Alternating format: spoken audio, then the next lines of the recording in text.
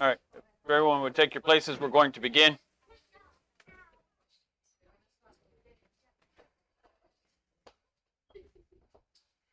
Shabbat Shalom. Shabbat Shalom. Hatzorayim Tovim. Good afternoon. Baruch haba. Welcome. We welcome you to the teaching ministry of Harlingen Messianic Synagogue. We welcome you here today. And as we gather today to worship our King and our God, our Father, our Creator, it's the beginning of Hanukkah season. Are you ready to celebrate the light of the world? Yeshua said, I am the light of the world. He who walks in me shall not walk in darkness, but shall have the light of life. And so it's good to be with you here today.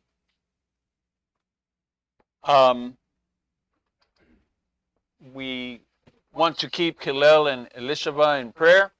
Our teachers, they are under the weather today. Hillel has his vertigo is back again, and so he's under the weather with that. And so please keep him in your prayers. Elisheva has a very bad cold, and so she's under the weather with that. And so please keep them in your prayers as well. My son Stephen is suffering a stomach virus this morning, and that seems to be going around. And so be praying for that. Many who are ill, who have been ill. Daniel was not feeling very chipper this morning. Or maybe he was feeling a little too chipper, I don't know.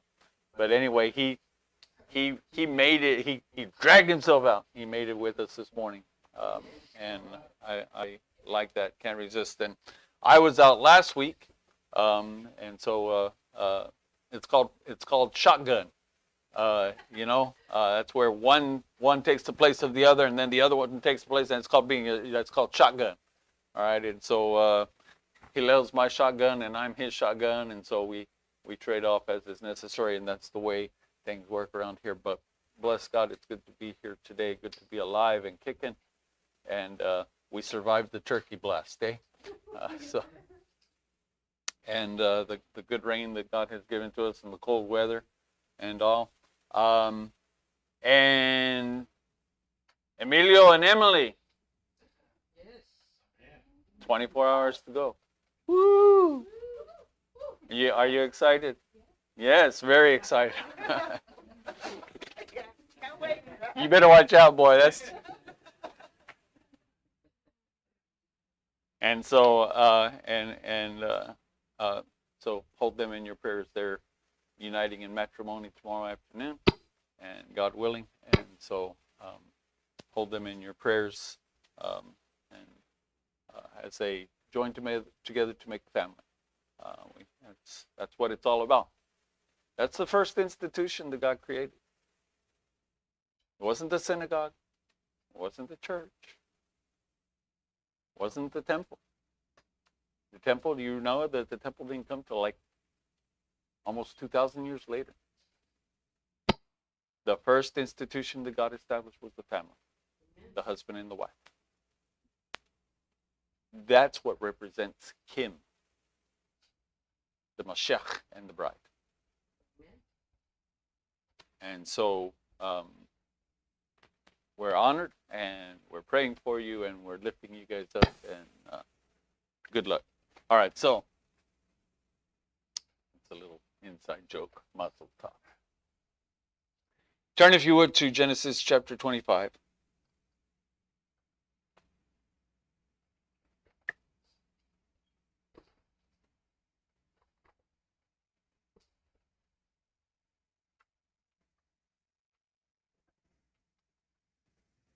Avinu Malkeinu, our Father, our King, we come before you this morning. We ask your blessing upon us as we study your word. We ask that you would speak to our hearts, that you would be magnified in our hearts and in our lives. And so, Father, have your way among us today. May the words of my mouth and the meditation of my heart be acceptable in your sight, O Lord, my rock and my redeemer. In the name of Yeshua Mashiach. It says, Ve'eleh toldot. These are the generations. Ve and ele, these, todo, are the generations. Yitzhak ben Abraham. These are the generations. In other words, that's a way of saying this is the story of Yitzhak. And so here we begin the life of Yitzhak. But actually, it jumps very quickly from the life of Yitzhak, which we're studying in the past two parashat, to we're actually at the birth of Esav and Yaakov, Esau and Jacob. And what a story this is. It says that Isaac was 40 years old when he took Rivkah to be his wife, daughter of Bethuel, the Aramean of Padan Aram, sister of Lavan. Now you remember Lavan, he's going to come up later on in the story, not such a nice guy. He's not such a nice guy. Lavan is the brother of Rivkah. And he is also he's the father of Leah and Rachel. Leah and Rachel. And Yaakov is going to seemingly play into his hand. But who's playing into whose hand? Because it's going to appear, and it's good that we have this parashat this week because we were discussing this yesterday at the rehearsal, that when the bride comes down the aisle in a Jewish wedding, in a Christian wedding, at the end of the ceremony, after they have said their vows or whatever, that's when then the groom lifts the bride of the veil, smacks her on the lips with his lips, and like gives her a big wet one.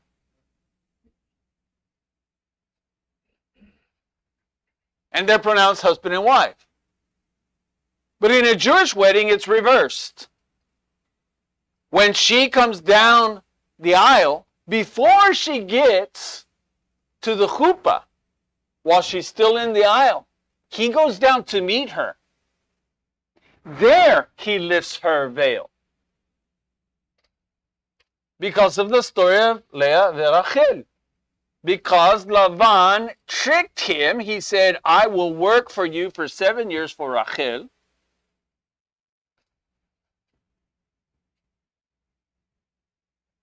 And Lavan agreed to the arrangement. And the wedding takes place. But she's covered from head to toe. And he doesn't see her until the morning after. And lo and behold, it's not Rachel, it's Leah.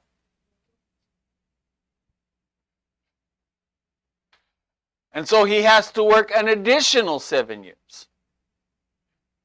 If he still wants Rachel, 14 years.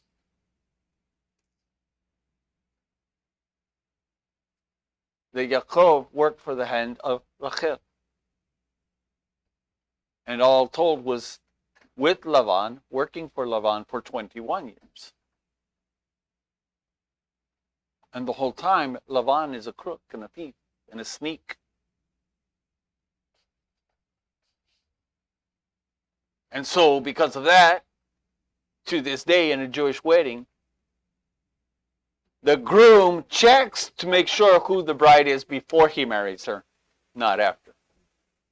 So we lift the veil at the beginning of the wedding, not at the end. But I'm getting ahead of the story. Isaac was 40 years old when he took Rivkah, the daughter of Bethuel, to be his wife. And Isaac pleaded with Adonai on behalf of his wife because she was barren. She could have no children. And Adonai responded to his plea. God hears your prayer. The book of James says that the prayer of a righteous man avails much. It moves mountains.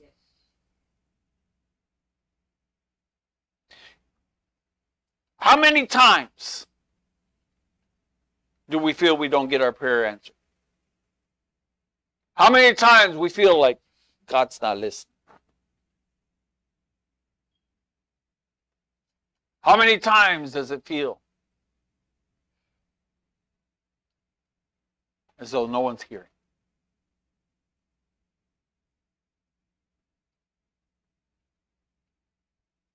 Can I tell you, friend, the answer is not up there. The answer's here. The pipe is not clogged up there. The pipe is clogged down here. God does not hear our prayer because the communication way is clogged. What do you mean clogged? Stopped up. With what is it stopped up? Unrighteousness. That's what stops our prayers.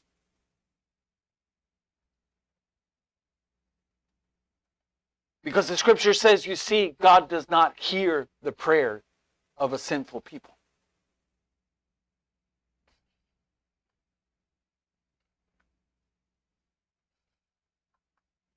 Modern society today wants to tell you that God hears everybody's prayers. And He is a gracious and merciful God, but He does not hear everybody's prayers. And if you do not believe it, go back to the days of Noah. Because they were praying to God that the door would be open, and it would not.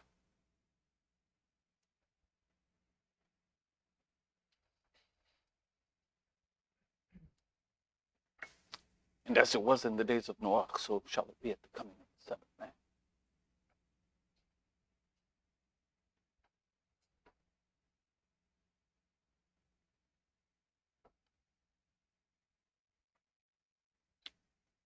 You'll understand more as we get into it. Yitzhak pleaded with Adonai on his behalf because she was barren, and Adonai responded to his plea, and Rivka conceived.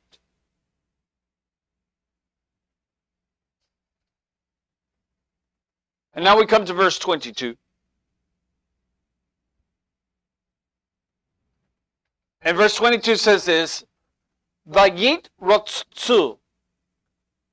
It's a little bit of a difficult word to say. And purposely so. Vayit rotztzu. Vayit rotztzu. Abanim birkava, vatomer imken, lama ze anochi, vetalek lidrosh et Adonai. And the children struggled in her womb. And she said, lama ze anochi, why is this happening to me? Have you ever said that? Why me? Why is this happening to me? I say it frequently.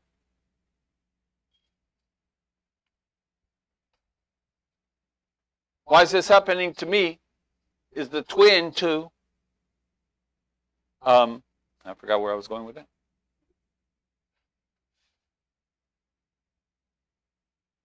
And then it says, V'talek lidrosh et Adonai. So she went to learn, she went to hear from Adonai.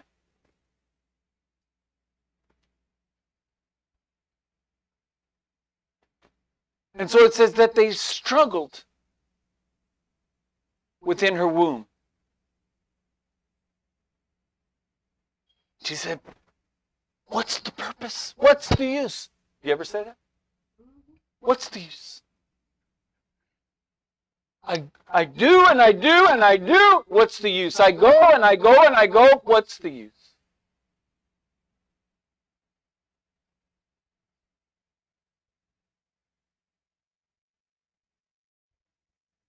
The reason why the word Vayit rotzatzu is difficult to say is because it has the double tzadi. It has a double tzadi.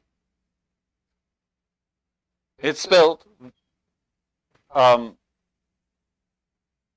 Vav, Yod, Tet, Vayit,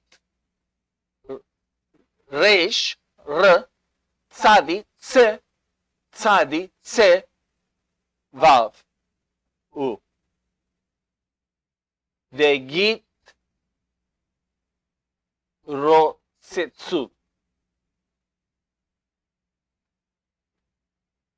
Now, the reason why I'm sharing this with you is because it has an extra tzadi in it.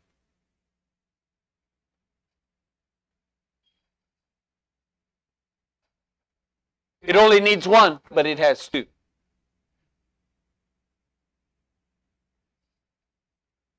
And so this piques the interest of the rabbis, of the chasal, of the sages. Why two?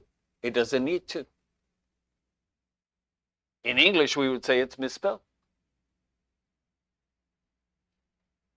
Why does the Torah, why did God put two tzadis in this word? Why does Moshe put two tzadis in this word? Because the word ratzah means to break.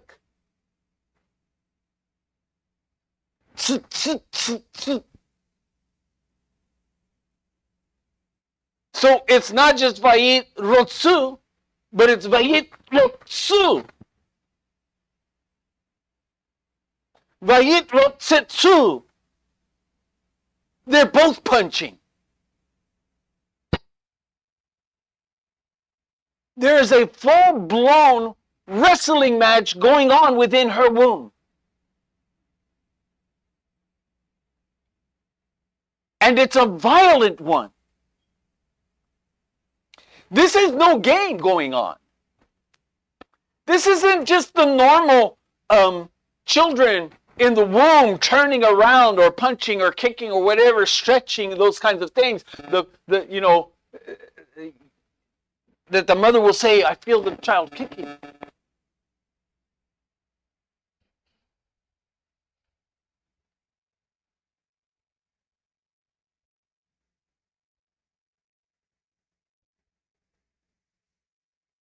This is literally a life and death struggle taking place within the womb of Rivka.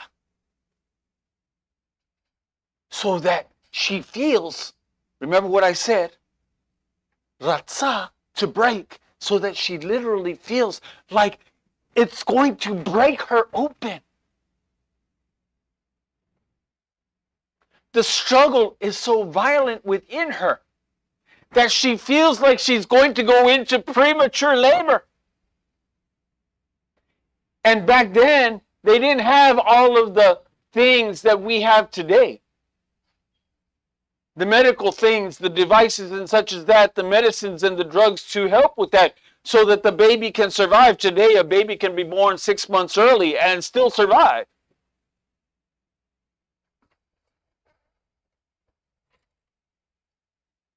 And that's why she's asking the question, what's the use? God, why did you answer my prayer if you're just going to cause a stillbirth to take place, if you're just going to cause a premature baby to be born and it dies? Then why are you putting me through all of this? And you moms understand the desperation of what is going on here.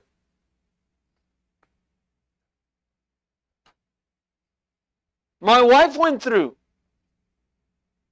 our first child, Stephen. She struggled to keep the baby. She was put in bed for the last several months of her pregnancy because she almost lost the child several times.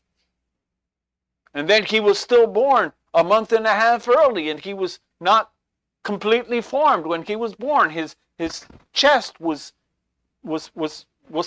concave, was pressed in, because they had not, the joints of the ribs had not come together, had not closed properly. And for the early years of his life, he had oftentimes severe lung problems, breathing problems. When he was just not even a year old, we had to put him in the hospital for pneumonia.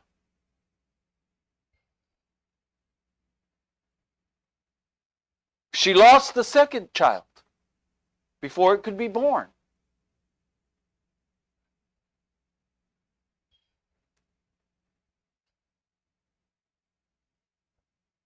What I'm saying is that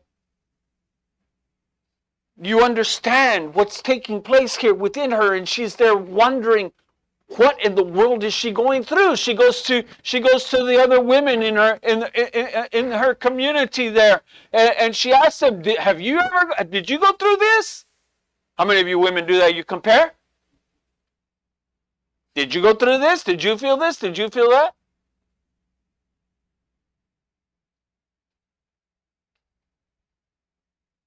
And you know how the expectant mother, and she'll take her husband's hand and put it on her tummy, or another woman will come and touch to feel the child moving and kicking and such as that. But this was violent.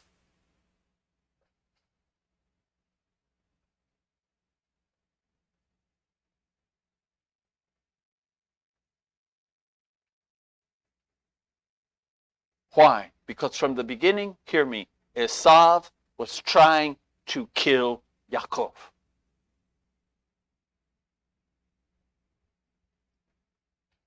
As unborn children, yet in the womb, Esav was trying to kill Yaakov. You know what Yaakov means? Yaakov is commonly called trickster, prankster, somebody who pulls tricks, who causes pranks. But that definition comes not from his parents, but actually from Esav. In this story, he will say, rightly you are called Yaakov, for you have tricked me out of my birthright.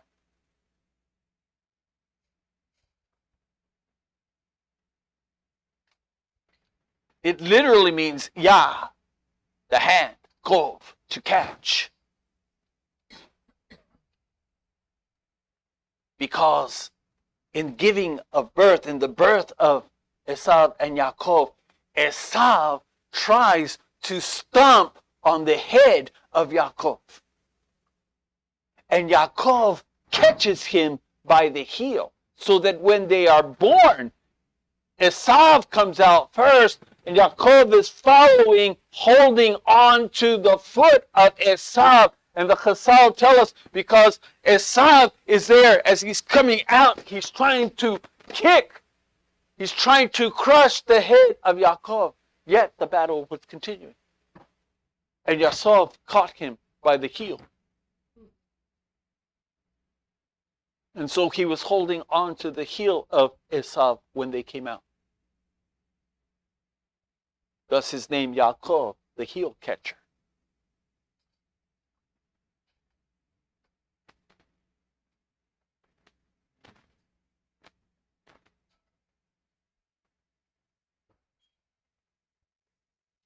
Now, the thing about this story is this.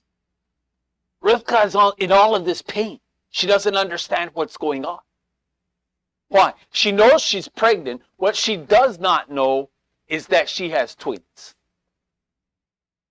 And this is her despair, because she doesn't understand that she has twins, much less that the twins are already at war with one another. They're already at battle.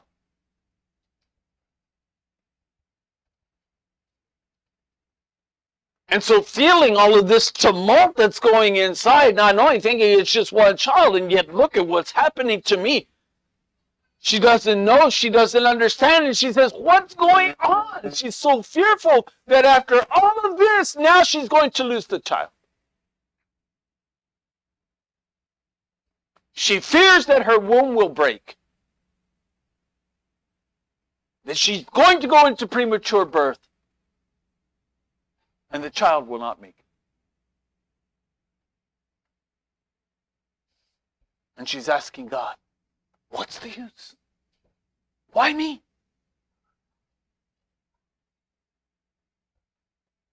Why do I have to go through this?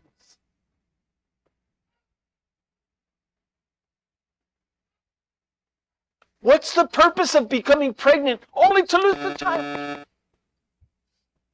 What's the use? Yitzhak, what did you do to me? Why did you put me through this? Why would you ask God for such a thing? And now look at what's happening. And this is the way that it often is with us. We ask God for a blessing, and it seems that it turns into a curse for us. We ask God for a blessing, and it seems that it turns out all wrong. Have you ever been there? Every day of my life. So often it feels that way. I'm trying to do what God wants me to do. I'm just trying to do the best I can. I'm just trying to be a good man, a good father, a good husband, a good teacher. And look at what happens. I've often told my wife, I feel like almost everything I do blows up in my face. Here I am, trying to be good. Here you are, trying to get the synagogue. And you don't want to go. It's old and tired too.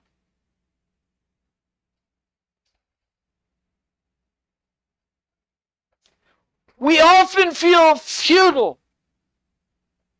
when asking God for blessing, and rather it seems we've been handed a curse.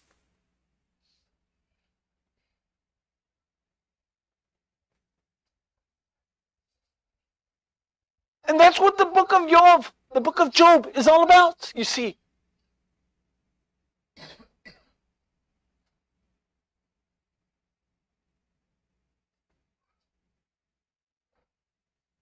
One of the lessons of the book of Job is this. We don't understand, we don't see what's going on behind the scenes. We only see what's here in front of our face. And that's all we know. We don't see the warfare that's taken place behind the hidden curtains, behind the veil.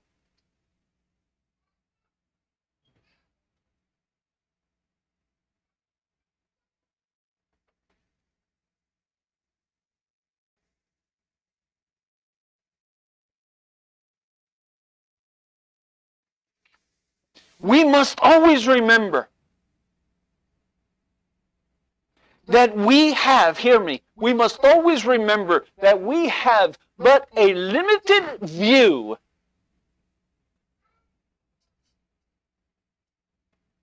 I wake up in the morning, on my phone I have WeatherBug, I look at it.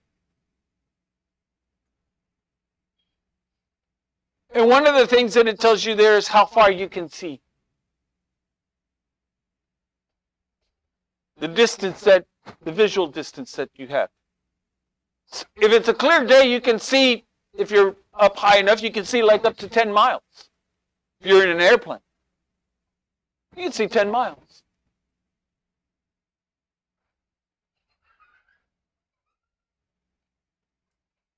But you cannot see beyond the curvature of the earth.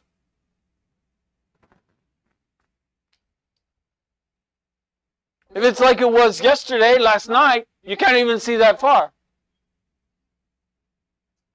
A few days before that, it was hard to see just in front of the cars you're driving down the road. Our view is limited.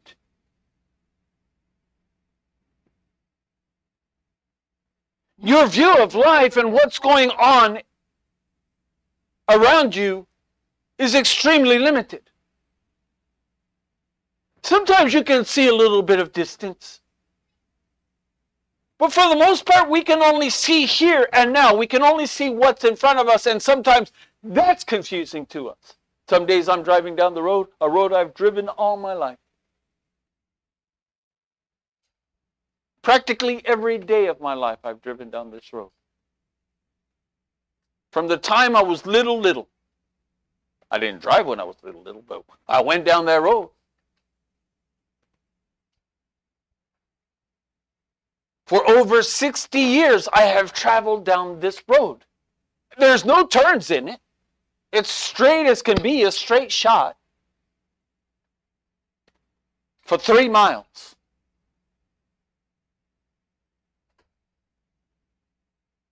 But do you know that when the fog sets in, when the fog comes rolling in off of the bay, and you can actually see it coming in, rolling in,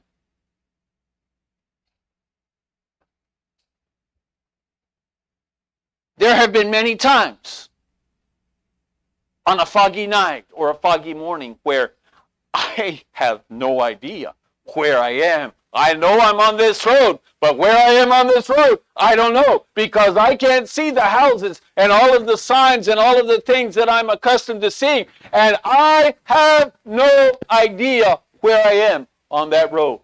And I pray to God I get to the end of it safely, that I see that stop sign. Because at the end of that stop sign is a sign, a barrier sign, and past that is a drainage ditch.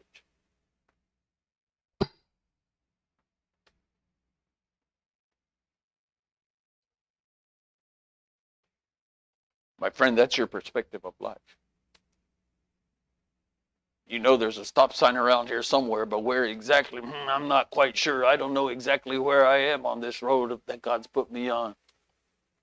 And I know there's a ditch on both sides of me, but I can't exactly see it, and I don't know where it is, and I don't know where I am, and I don't know what's going on, and I just hope I make it.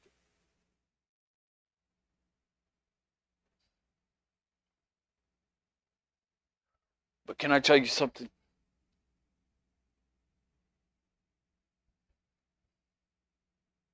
Although we only have a limited view, God has the entire view.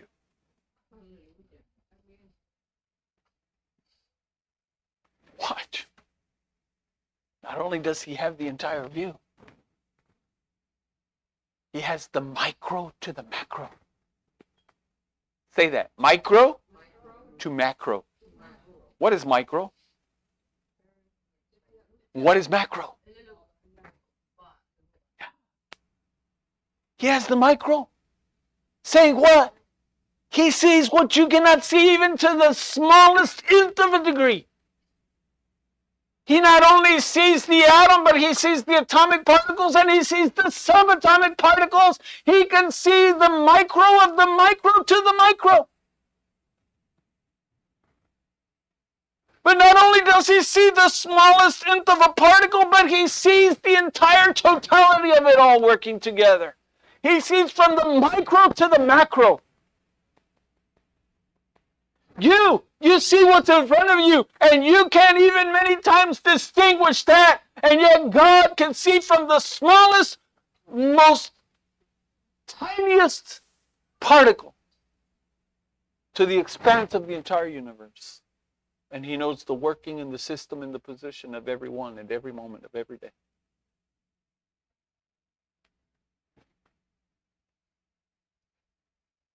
A rabbi once said, how can you know that God is thinking about you? You still exist. When he stops thinking about you, you will cease to exist.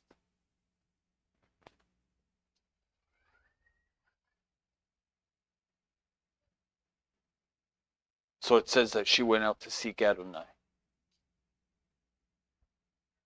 She went for a walk.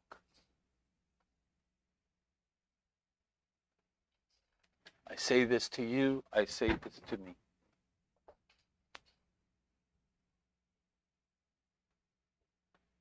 Calm down.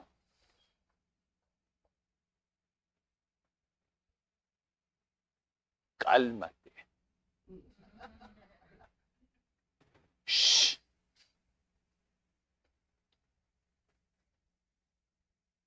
Stop. Stop. Be still. No. And I know exactly where you are. And in spite of your being lost in your own world, you're getting the palm of my hand. And I know exactly where you are. Just calm down.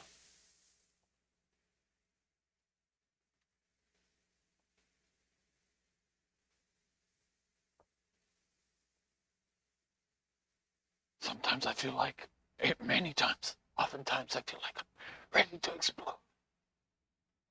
The pressure. I just want to blow up all over somebody.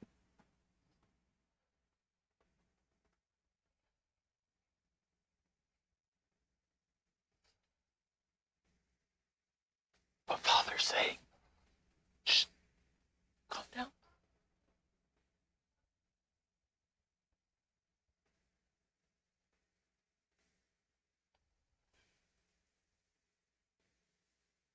The other day, I don't know what happened.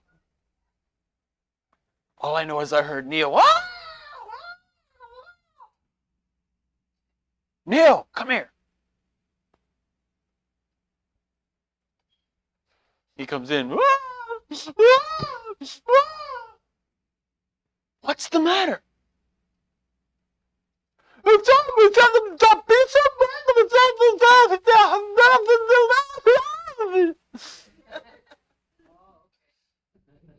Exactly. Translator, please. I sometimes have to say, Carol, will you come in here and tell me what this kid is saying? What was the word, Rich? He can say the name of this big dinosaur name. It was a big dinosaur, and he says it perfectly. But he can't say stop. He says top. He can't say spaghetti. He says spaghetti. But he can say perfectly the name of this dinosaur. He comes walking into the room. And I said, Neo, I don't understand a word you're saying. Calm down. Settle down. Stop crying and talk to me right. No, am I being mean to him? No. I'm trying to understand him, but I can't understand him if he's throwing a fit.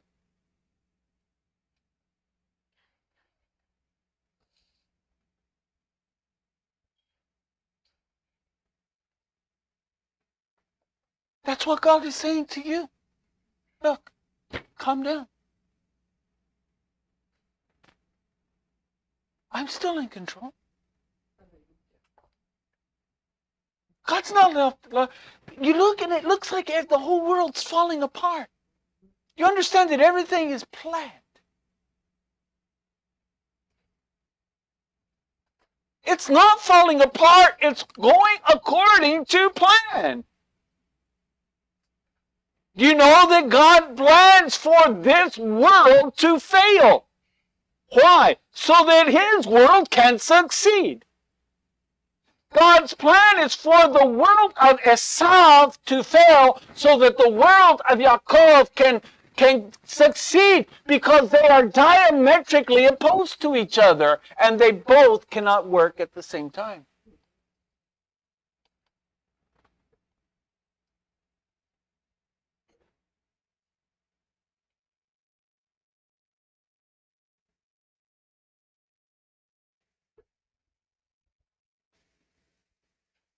So she goes to God for the answer. Where do you go for your answers? The psychologist? The news? The media? Your Facebook friends? Twitter?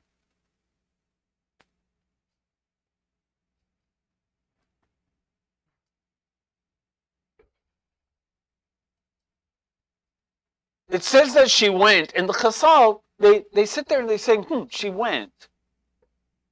What does that mean? Why she went? Because is God not here? So why does it say she went to seek Adonai?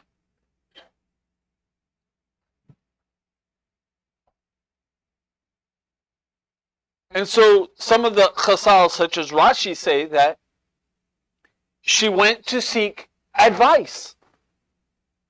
She went to a prophet.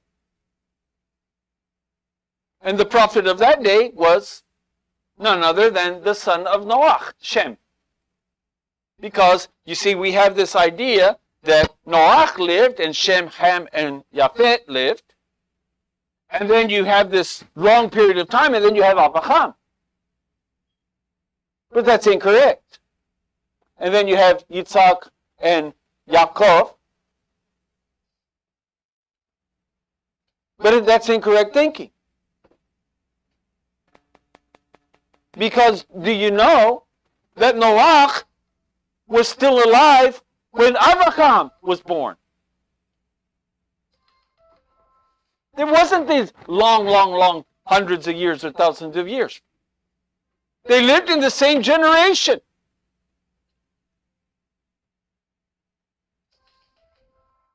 Do you know that Yitzhak was 35 years old when Noach died? Shem is still alive. Shem is Melchizedek, the king of Jerusalem. He's the one to whom Abraham goes to pay the tithe.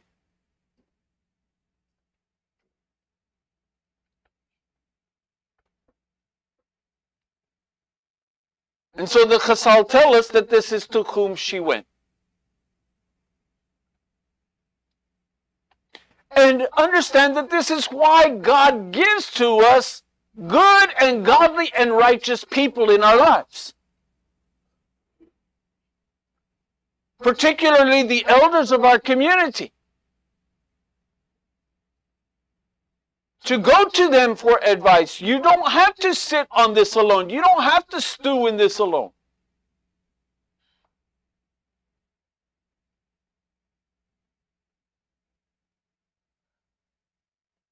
And oftentimes when you bounce things off of another righteous and godly person, they have a perspective that you don't have. They see something that you haven't seen. And they can look at things because you're looking at it like the car driving through the fog, and this is all you can see, and this is what's here, and you're not sure, and maybe you can't see something, maybe your eye is blocked, your mind is blocked, your thoughts are blocked. And God will give to someone else a perspective that they can see that you don't see.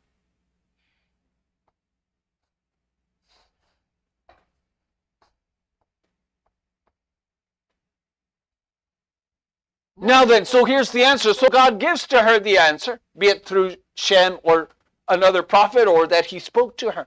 But he gives her the answer. You're going to have twins.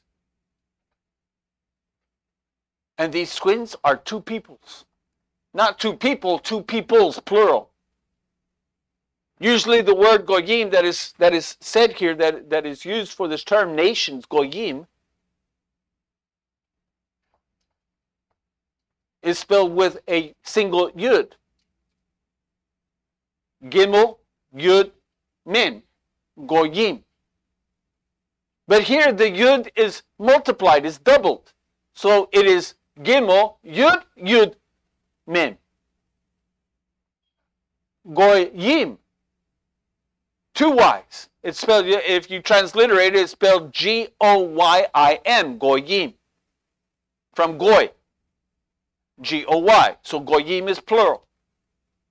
But here the plural is doubled. The plural is plural. So it's G-O-Y-Y-I-M.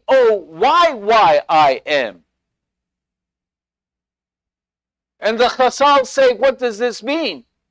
Not just that it's two people, but that it is two peoples. and that many other peoples will come from these two people. And basically who the twins are two different kinds of people. Thus the battle already beginning in the womb.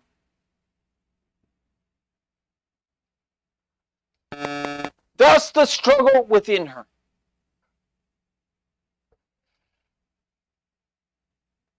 And in essence, this is true with all of us. All of us have this twin identification within us. For you see, all of us have an Esav and a Yaakov battling within us. Battling to get out, to live, to survive. The Yetzer Tov. Everyone say Yetzer, which means inclination. Ratzah. Yetzer. Ratzah, to break, inclination.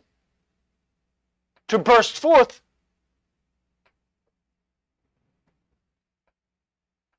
So you have a Yetzer Tov. Say Tov. Tov means good. So you have a Yetzer Tov, a good inclination. And you have a Yetzer. Say Yetzer. Hara. Ra means evil. So you have a Yetzer Tov, a good inclination. That's Yaakov. And you have a Yetzer, Hara, an evil inclination. That's Esav. And they're warring within you. They're at war with each other. It's not a gentle game of poker. They're not playing Monopoly. This is out and out full-fledged warfare taking place within you. They are literally out to kill each other. Even as Esav, even before they're born, Esav is striving to kill Yaakov, and Yaakov is striving to kill Esav. Within you, the good you is striving for his life, is striving to succeed, is striving to survive. And the evil you, the evil inclination is also within you, striving to live, striving to survive, trying to succeed. And they're trying to kill each other. Why? Because the two cannot compete, cannot exist in the same location. They are like light matter and dark matter. They cannot coexist. What happens when light matter comes into contact with dark matter? Any physicists here? What happens when light matter comes in contact with dark matter? They both disintegrate. You see, darkness cannot exist where there is light. If you make everything absolutely, completely, totally dark,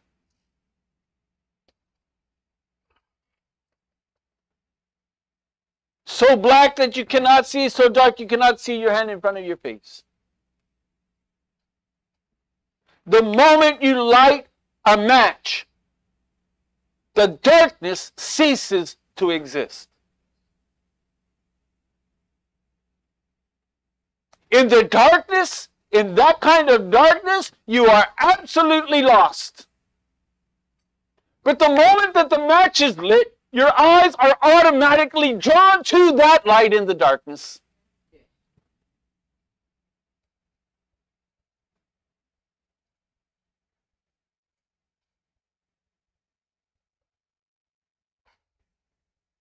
And so the Yetzer Tov and the Yetzer Hara are locked in a generational struggle, and this struggle will not end. The battle between Esav and Yaakov is generational, and it does not end until Mashiach comes.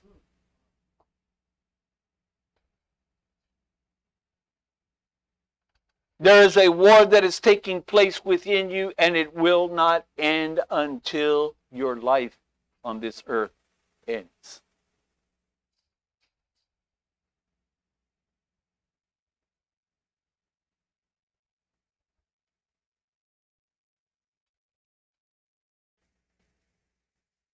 Let me share a secret with you. Shouldn't be a secret, but it seems that it is. God hates, loathes, hates the Yetzer Hara within you. He despises it. He hates it. He loathes it. He can't stand it.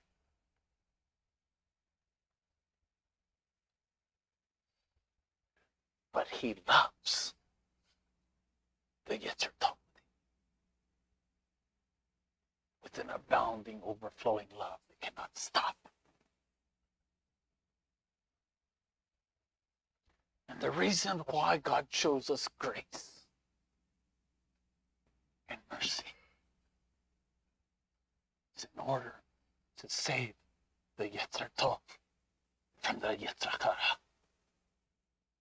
To save you from yourself.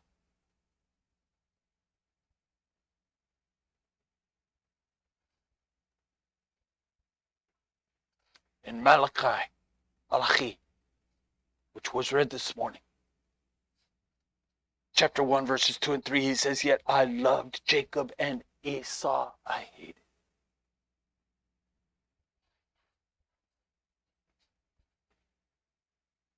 But why does God hate Esau? You say, I thought God loved everybody. That's what you hear. That is what is commonly taught, especially amongst this generation.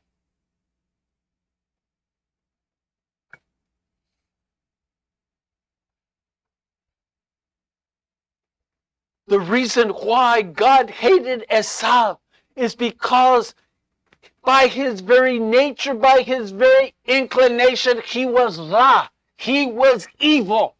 From the start, he was evil. And he would not cease from being evil.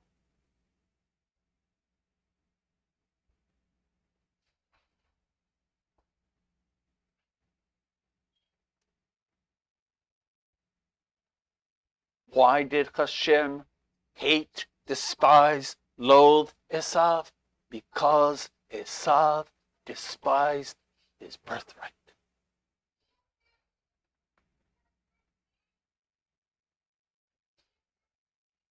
What is his birthright? It's not about the money. It's about the faith. You have the birthright of Avraham. That's why we are known as converts. We are known as Ben Avraham, because we inherit the faith, the emunah of Avraham.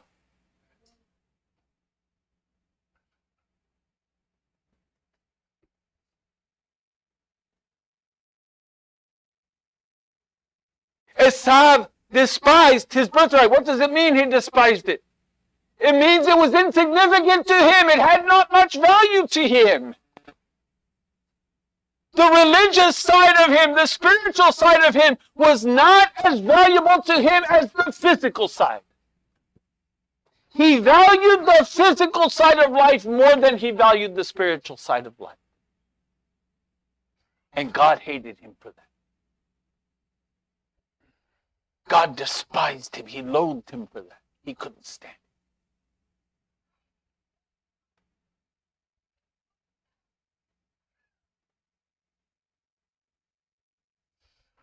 But before we go all judgmental on Esau, understand this, that you have a piece of Esau within you. For you too have a Yetzer Hara. You also have an evil inclination within you.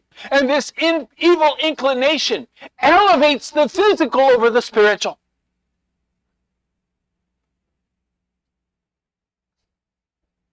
It is by the very reason of this battle that is taking place within you that everything is all foggy and unknowable and unseeable around you.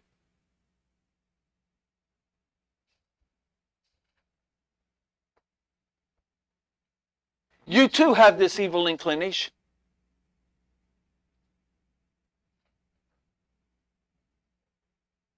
How do you distinguish between the two? Watch. So, the Yetzer Tov, the Yaakov within you, lives in the present, but he lives for the future. It's the future, it's the blessed hope. So the Yetzer Tov, the Jacob within you, is patiently waiting for the birthright.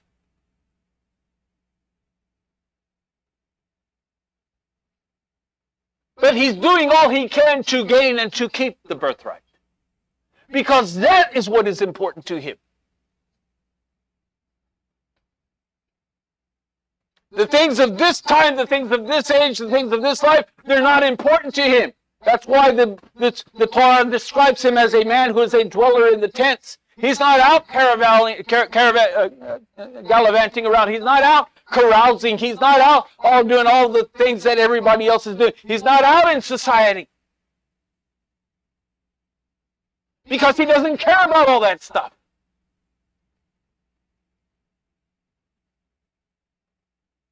All he cares about is what does God hold for me in the age to come, in Olam Haba. That's his care. That's his concern.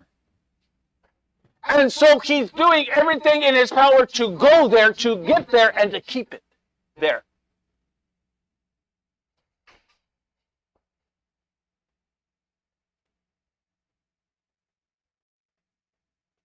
But the Yetzer Hara, listen. Remember, the Yetzer Tov, Yaakov, he lives in the moment, he lives in the present, but he's living for the future. The Yetzer Hara, the Esav within us, lives in the present and lives for the present. Living in the here and now, for the here and now. YOLO. You only live once. Live for the gusto. Get it all now, and get all you can get. Because this is all you got.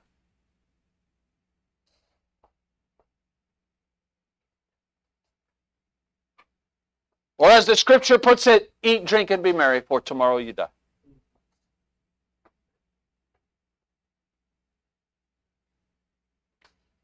You see, let me put it another way to you. Esav sacrificed his future to the altar of instant gratification. You think about that. He sacrificed his future. He gave it up for a bowl of bean soup. Instant gratification. Yaakov. Now remember, Esav, God hated. Why? Because he sacrificed his future on the altar of instant gratification. But Yaakov, God loved. Why? Because he sacrificed his instant gratification on the altar of the future.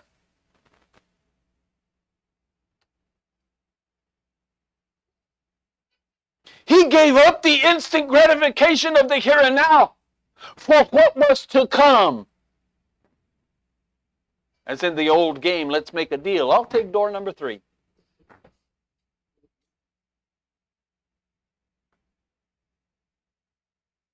We live among a culture that continually offers a continual sacrifice to instant gratification. That's what this society is known for. That's what it's all about. We live in a society, in a culture that offers a continual sacrifice to instant gratification. But we must not be influenced by the culture in which we live. That's what Hanukkah is all about. They wanted to bring in the Greek culture, and the Chazal, the sages, refused to be influenced by that culture, and a great war broke out. What was it? It's the war. Hanukkah is the celebration of the defeat of Esav by Yaakov through the Maccabees.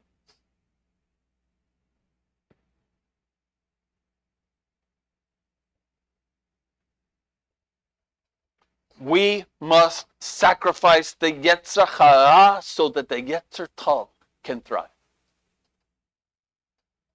Every time we give in to the Esav living within us, its purpose is to kill the Yaakov that lives within us.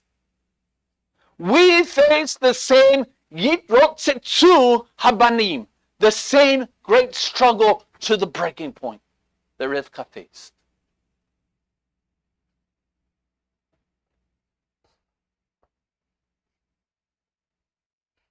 Rav Shaul talks about it in the book of Romans. He says, "For I know that no good thing dwells in me, that is in my flesh. For to will is present in me, but to do the good is not. For the good that I want, I do not do it. But the evil that I do not want, this is what I practice. But if I do what I do not want, it is no longer I doing it, but the sin that dwells within me." So I find this principle that evil is present in me, the one who wants to do good. For I delight in the Torah of God with respect to the inner man. But I see a different Torah, a different law in my body parts, battling against the law of my mind and bringing me into bondage under the law of sin, which is in my body parts. Miserable man that I am, who will rescue me from this body of death? Don't you often feel that way?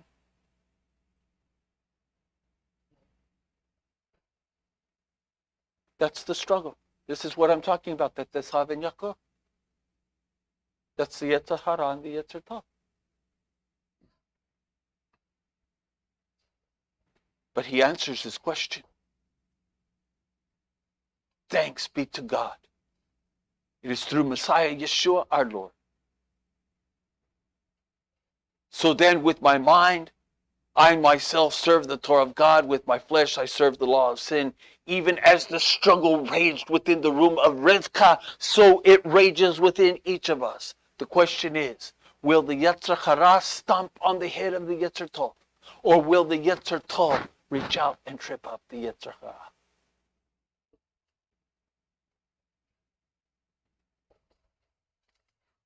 I close with these words to you from Malachi. As God hated Esav but loved Yaakov, so he hates the Yetzer Hara within us. But he loves the Yetzer Tov.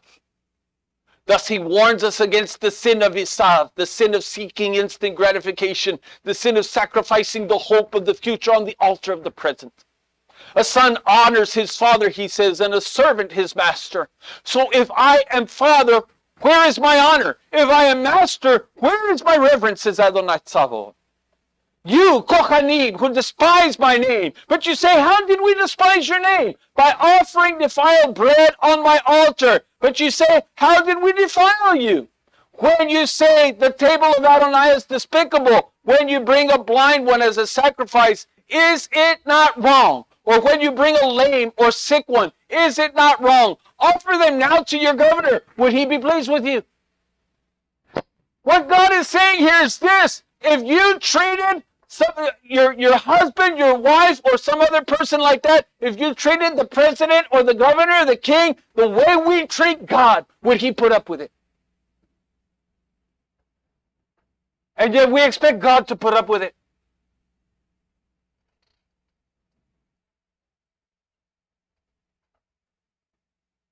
We don't have time to go into all the reading today, so you can do that when you get home. We had it earlier this morning, but let me just say this.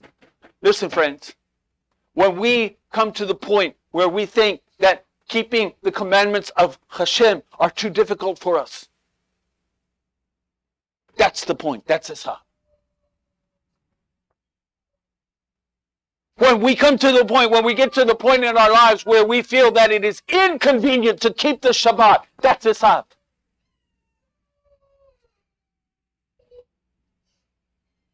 That's detesting your birthright.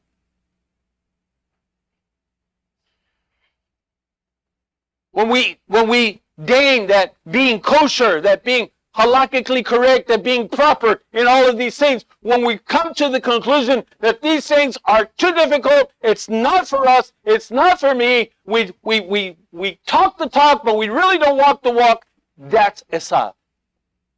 And that's what God hates.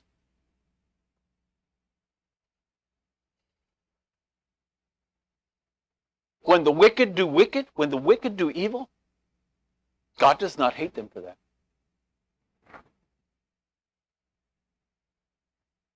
Because evil people do evil things. But when the good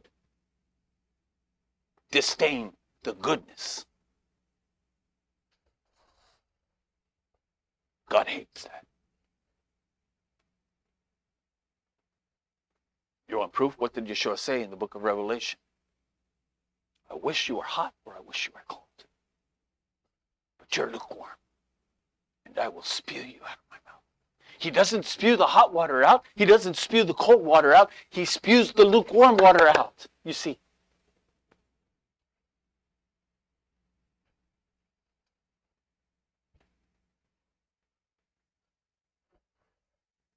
It's this thing of talking the talk of Judaism but not walking the walk of it.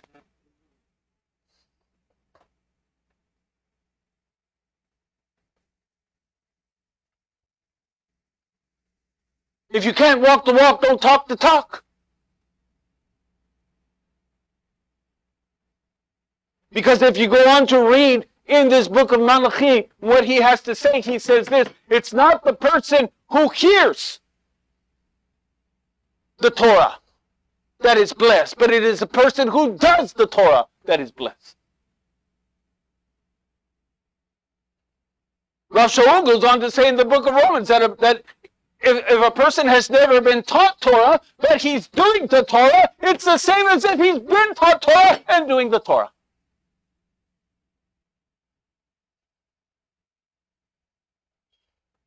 But you who have been taught Torah and you refuse to do Torah, for you it is great wickedness, and God despises it.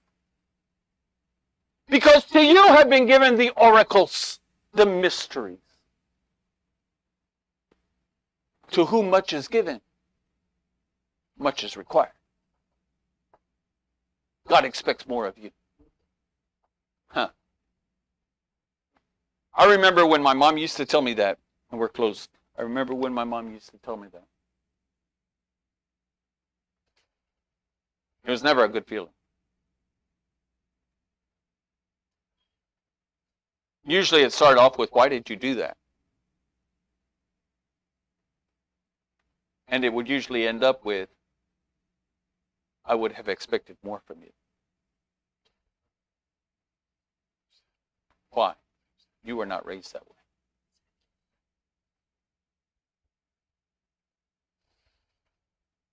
You see, the scripture teaches us that it's one thing, not knowing the truth, to live in the lie.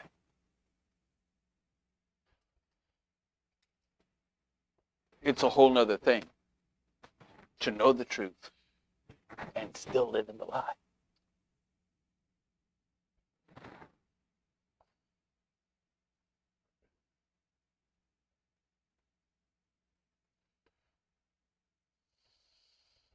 So Rav Shaul encouraged us to put to death the old nature, the Esav within us, to lift up the Yetzer Tov, the Yaakov within us. Yeshua said, and I, if I be lifted up, I will draw all men to me.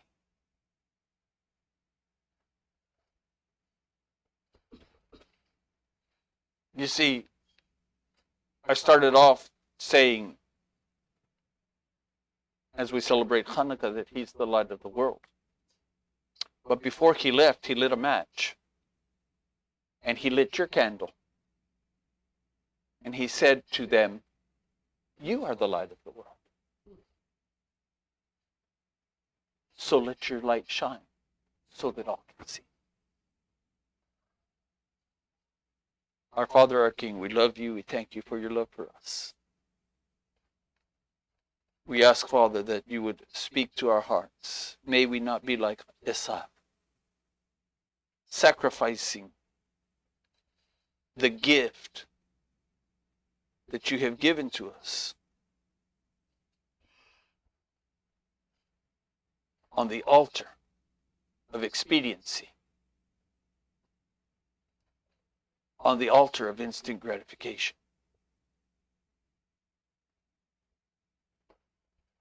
But Father, may we be like Yaakov, patiently waiting, striving against the evil influences of our day, taking battle to the enemy,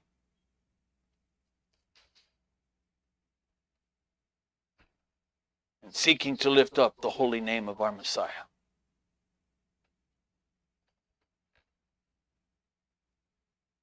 You are a holy God, and you do not change. And your mind has not changed, and sin is still sin, and good is still good. And so we ask that you would cling to us as we cling to you, and take us into the path of righteousness for your name's sake. In the name of Yeshua Mashiach, be it.